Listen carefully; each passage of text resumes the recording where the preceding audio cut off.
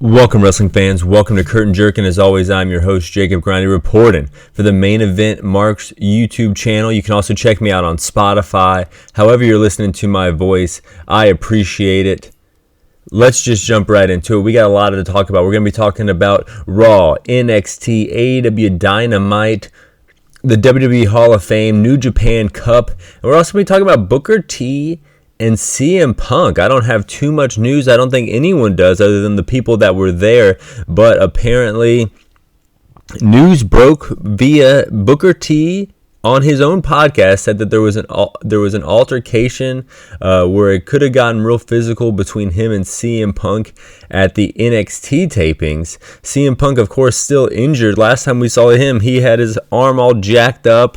Last time we saw Booker T, he was still jacked. He wrestled like last year for his own promotion in Houston. He still got it.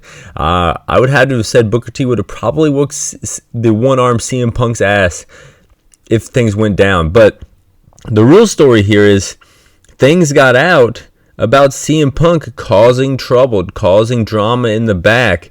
This is less than a year in, almost. Let's see, you had November, so December, January, February. We're in March, so 4 months into his WWE run with him being injured, so unable to utilize him in a wrestling ring, causing issues.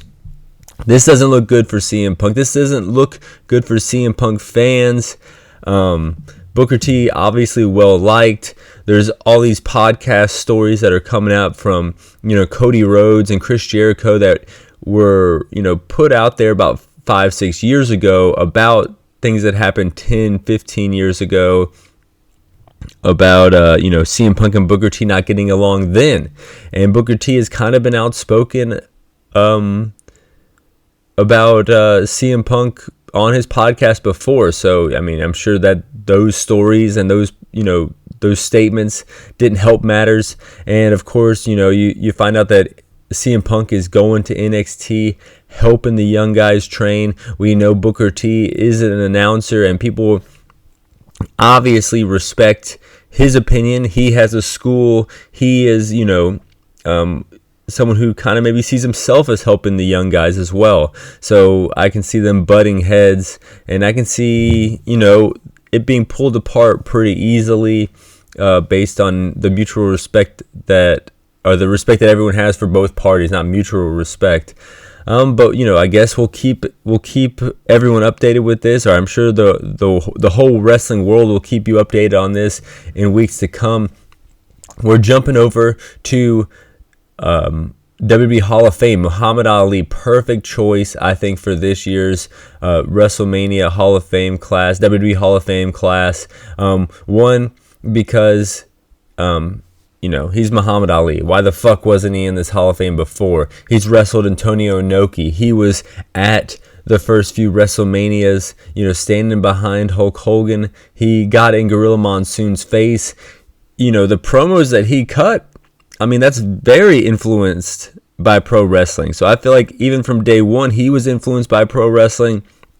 Pro wrestling has definitely been influenced by him. And then you have this whole celebrity boxing craze nowadays, and he was kind of a boxing celebrity who I think paved the way even for the sports entertainment field that we see in celebrity boxing with Logan Paul, Jake Paul, KSI. I think that whole template would have been laid out unless like 50 years ago it was laid out by Muhammad Ali. We also have Thunderbolt Patterson. I don't know too much about him, but learning about him through listening to Post Wrestling, to be honest, I found out that he is a guy kind of like Bruiser Brody, a man who could talk people into the seats and did not like getting screwed over by promoters, so that kind of maybe hindered his career. They said he's not pretty much a good worker. He wasn't good bell to bell, but he could talk him into the seats. So, he's also, from what I learned, 80-some years old, still alive. So I feel like, give him his flowers while he's still alive and, kind of help fill out this great Hall of Fame class. Jumping over to Raw, we have Drew talking to Rollins. Mania sign looming in the background. This guy might be low-key the best on the mic, I feel like, on the main roster in WWE right now. But that's not why Rollins says he reminds him of CM Punk. Rollins says that he reminds him of CM Punk because he's a big hypocrite. More heat coming from CM Punk here. This is apparently before the tapings, the NXT tapings. Says he's helping the bloodline after hating them, which is true. The thing is he worried about I'm getting all tongue-tied here, but Rollins is worried about Drew the least out of anything he's got going on at WrestleMania. He names The Rock, he names Roman, he names his back, he names his knee. So Drew is like fifth down the line, and in my opinion, I think Drew is taking the title. That would be my prediction. We also have Nick Aldis, Adam Pearce out there mentioning that there's going to be a Judgment Day match at WrestleMania, of course, and they will defend their tag team championships in a 6-pack ladder match. Last time we saw one of these, I think it was WrestleMania 33, paying homage to the Money in the Bank ladder match, which is now a whole full-blown pay-per-view itself. You gotta love this shit. I'm excited for this thing. But that wasn't what everyone was talking about. Believe it or not, they were talking about the number one contender match for the women's tag team titles with Candice and Indy versus Ivy and Maxine. Maxine, fine, long-legged ass, has been the talk of the town because people say she is not good at wrestling. Fans have been berating her, and I guess these fans that have been berating her kind of went viral. So Candice turns on her and starts shooting on her, turns this shoot into a work, if you know what I'm saying, calling her stupid. And this went viral as well. Went full Christian Cage here, says that it's a good thing her brother isn't around to see her suck or something like that, see her be so bad. People said this was too far, but I'm sure that all these statements were okayed by Maxine herself, and it fits the storyline. I mean, she's in the Alpha Academy, so she's in an academy, so she's in a school for wrestling. So for her to not be good while she's in a school, it kind of all makes sense. It fits with her character. We had to see The Miz suck for like a decade before he got good, and Maxine is a hell of a lot better looking than The Miz, so I'm fine with all this. I'm fine with Candice, cutting a promo. Guys.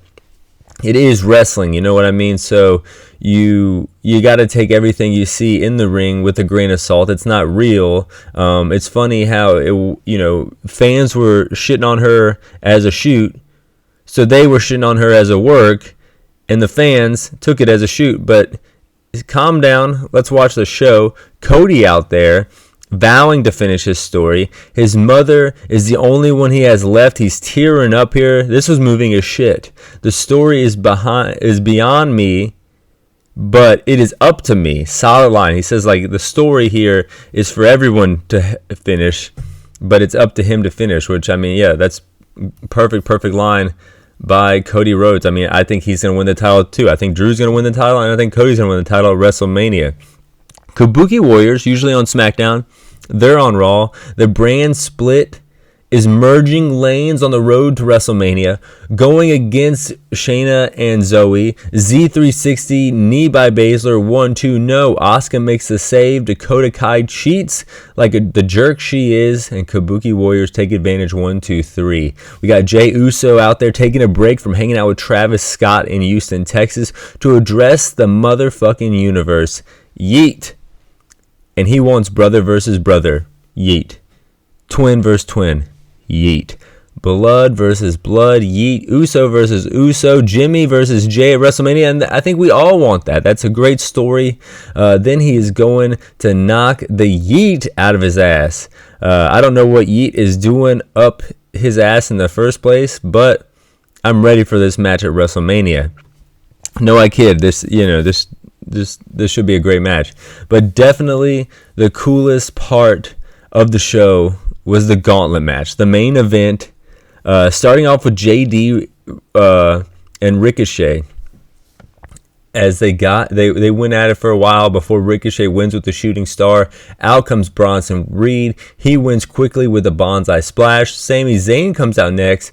takes out Reed with a sunset flip, but then Nakamura's music hits, and as everyone's watching Nakamura come out, Bronson is a huge sore loser and throws a bitch fit by attacking Sami Zayn, the man who actually won. He hits him with a bonsai drop. Sami defies the odds and beats Nakamura. And then we have Chad Gable, who comes out wrestling for his daughter, needing to take out Gunther for his daughter at WrestleMania. Gable says, get up. He's not going to just beat the fallen hero. He's not going to pick the bones of Sami Zayn. He picks him up. He wants a match, but then he starts hitting Germans. Goes for a moonsault. Sami gets his knees up, able to get an ankle lock applied, but Zayn gets to the ropes. Ankle lock again. Zayn struggling. Let's go, only to hit a German.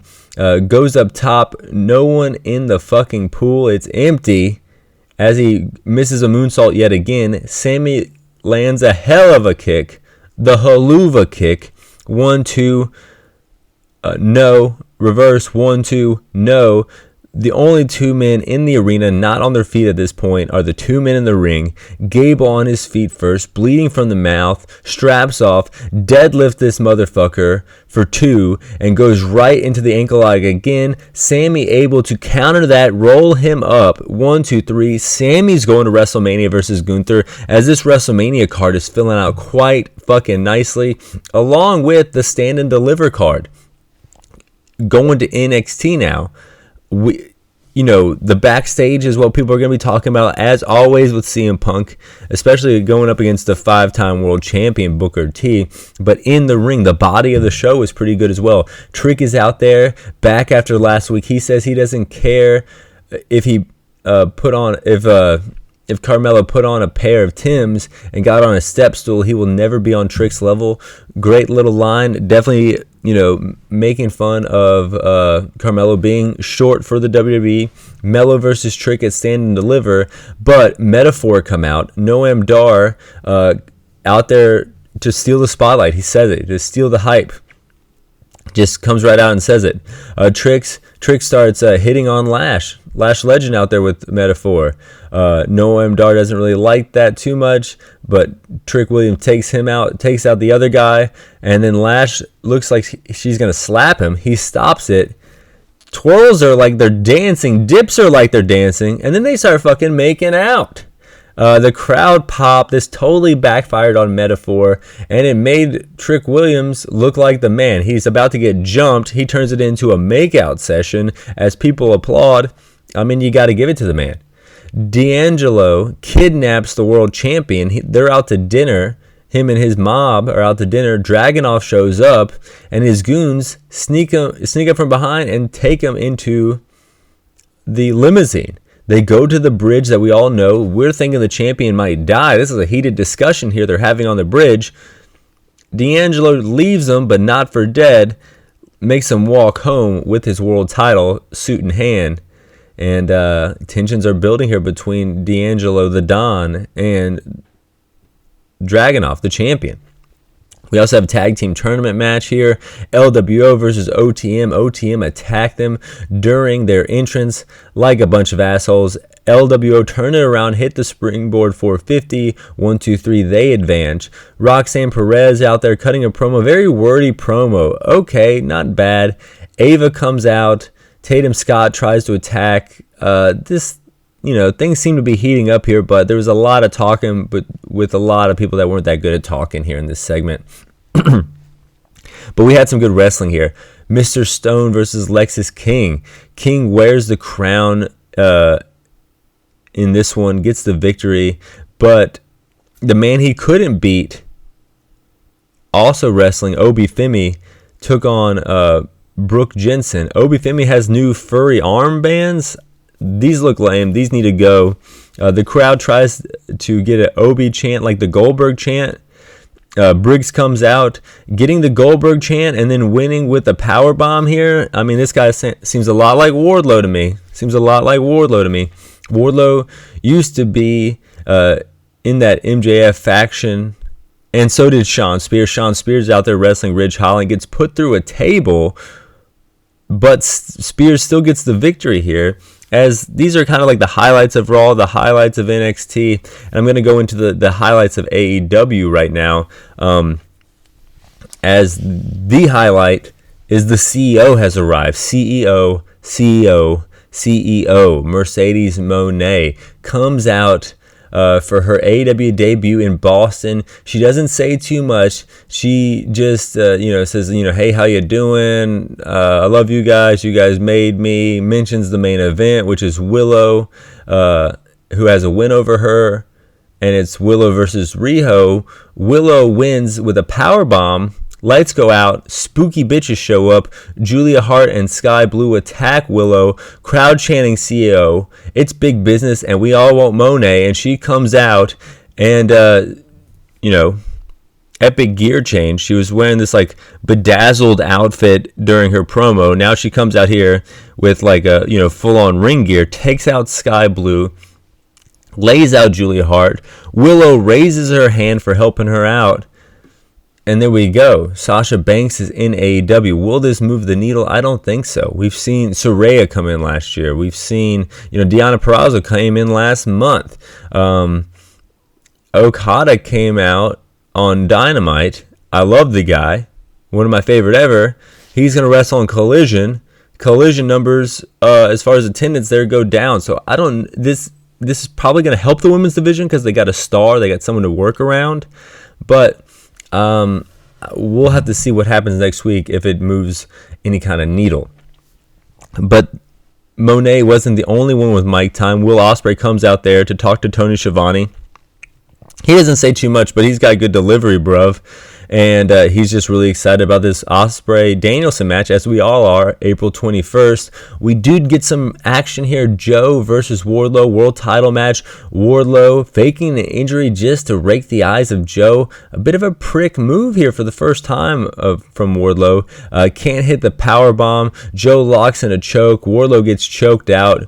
Joe retains. Swerve comes out with a chain, takes out some security, and Joe hightails it as Swerve is pissed at him, of course, for choking him out last week.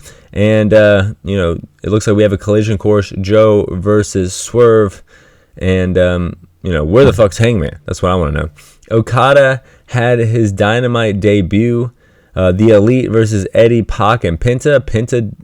Pac, re-debuting as well. This is his first match back. Rainmaker to Eddie for the second week in a row. 1, 2, 3. And then Okada holds up Eddie's title, the Triple Crown, or like it seems though Eddie's going to lose all his titles. He's got a match with Mark Briscoe at Super Card of Honor WrestleMania weekend.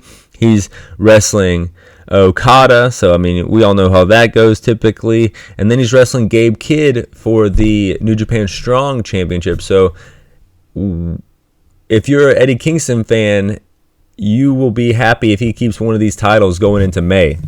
That's all I'm saying.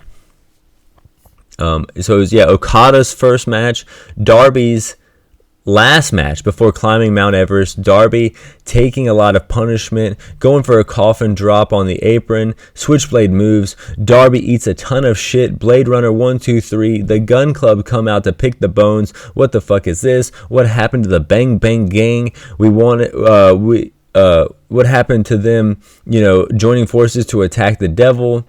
They are back as being heels, and we all kind of wanted them to be how they first got over the summer on Collision. But then the Acclaimed music hits. They come out. They're confused like we are. They have a lot of shirts to sell. You can't be attacking a fan favorite like Darby Allin when we're trying to move shirts. But no, King Switch hits Daddy Ass with a chair. Gun Club attack the Acclaim, and they continue to attack Darby.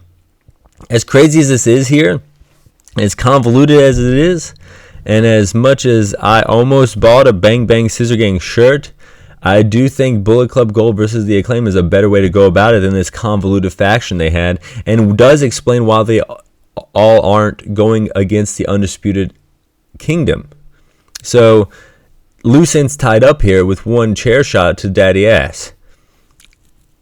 We're going to talk a little bit about New Japan Cup here. So, it looks like, in my eyes, Tsuji is going to win. That's who I want to win. That's the guy I would strap the Rocket on. He's got some size to him. He kind of wrestles a lot like Roman fucking Reigns. I would put him over Zack, which means that Tsuji has to beat Evil. So, let me break this down. So it's Zack versus Tsuji. So, Zack's won twice. So that's going to be a big win for Tsuji. Then you have to have Evil beat Shingo. I usually don't want Evil to win, but I do think that in this case, Evil is the leader of the House of Torture, so you can have Tsuji overcome those odds to go on to the finals. On the other side of the bracket, I would have Sonata beat Jack Perry, in a rematch of Forbidden Door. I would have David Finlay beat Goto. I would have David Finlay beat Sonata for a big win on the former champion, only to have David Finlay lose to Tsuji in the finals. So you have Tsuji overcome all these odds, win the New Japan Cup, and then goes up against his faction leader, Naito, for the World Championship later down the line. That's how I would have it set up. New Japan lost a lot of guys. They need to start building some guys. And Tsuji passes the airport test, as they say. If this guy was in the airport, walking, down, he would be a head turner. People would know him as a star. His twin brother, is a star in Japan. His twin brother is apparently an actor. I don't really know too much about that. But so, like, a guy who literally looks like him and was raised the same as him is already a star. So it's proven star, and the guy can go in the ring. So that's who I would strap the Rocket on if I was New Japan. And if I were you guys, I would go ahead and just listen to the show all over again, because I had so much fun putting it out there. I forget how much fun I have doing this show. I got so many things coming up. I got like another run club I do with this outdoor store. I have a coffee company. You can go to runitroasters.store if you want to buy a 1 pound bag of Run It Roasters coffee, and I will ship it to you. So I got all that stuff going on. So I got to admit, sometimes I'm like, I don't know if I want to do this show. But then I start watching wrestling. Then I start having opinions. Then I start reviewing the show, talking to you guys, and I remember why I do it so much in the first place. As always, fly high. I'm out.